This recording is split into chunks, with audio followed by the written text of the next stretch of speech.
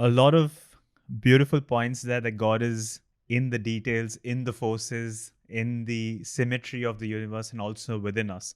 So I would like to combine all of that. And also, you raised the point of consciousness, which I think we can also talk about for another hour. I'd like to combine all of that into one question. I have, which is going to be a hard task.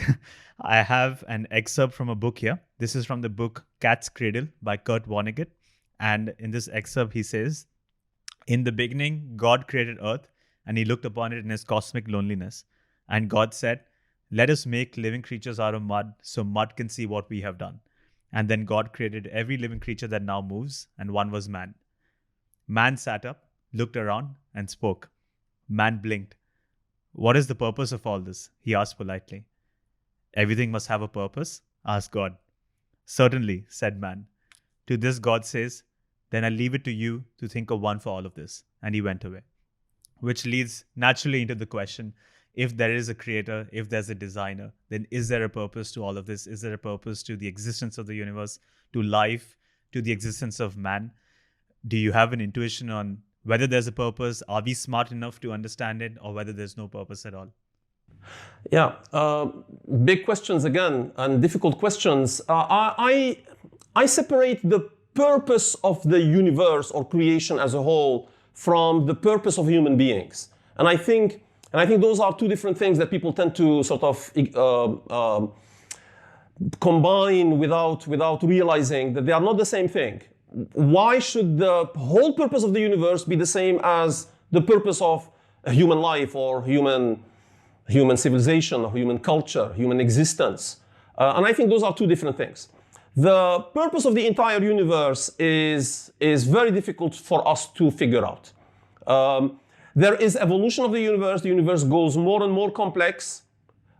There's more complexity that appears. So that tends to tell me and many other people that there must be a point to all this. Why is it growing in complexity and more things? We humans, by the way, and life on Earth at least, did not appear until more than 9 billion years after the start of the universe. So why would there be a universe working for 9 billion years, growing in complexity before life even starts on Earth, and then it takes another almost 4 billion years for humans as we know them today to appear on the scene? So clearly there must have been some other stuff going on and completely unrelated to us. Even Earth did not exist for 9 billion years.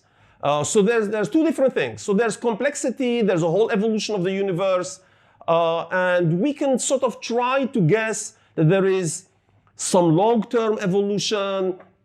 People have called it the omega point. There is maybe some point that the universe is tending toward, sort of a final destination. The universe will reach a great unification or whatever it is. We don't know. We can speculate, but science doesn't tell us about purpose and where the universe is going. This is extremely difficult, if not impossible, for science to figure and even for human minds and philosophy to figure.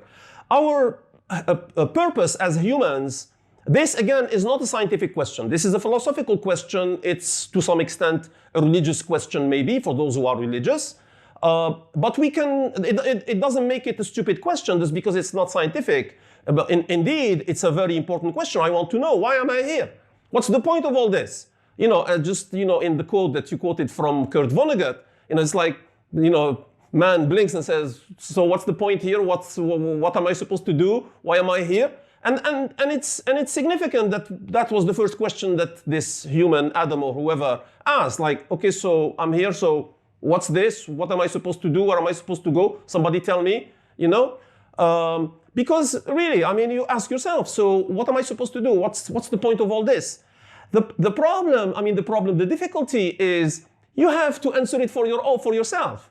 Of course, you can find some answers in some philosophy, in some religion, but even when you do that, you went to that philosophy or that religion and picked it and said, I will take my purpose from that religion or that philosophy. So in the end, it's your choice, which philosophy, which religion, or your own mental abilities to say, I think my purpose is the following. So for example, if you ask me, what's your purpose? Why do you think you are here?